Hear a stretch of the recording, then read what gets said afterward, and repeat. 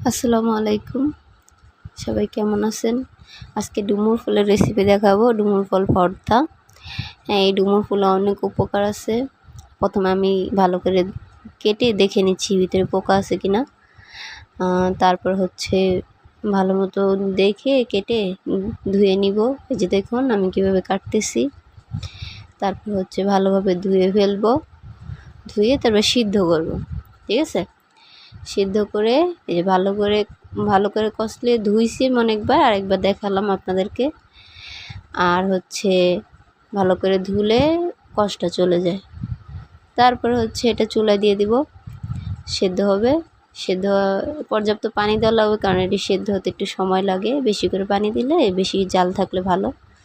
তারপরে এই যে এইটার ভিডিও দিতে খেয়াল নেই যে আমি এটা মরিচ পেস্ট ডালছি, এই যে ভর্তা করছি পাটায় বেটে। আর আরেকটা জিনিসই করছি, শাক ভাজি করছি, ডাঁটা শাক ভাজি। আর ছোটো মাছ চচ্চড়ি করেছিলাম। এই তো, এই যে শিলপাটায় ভর্তা করলাম।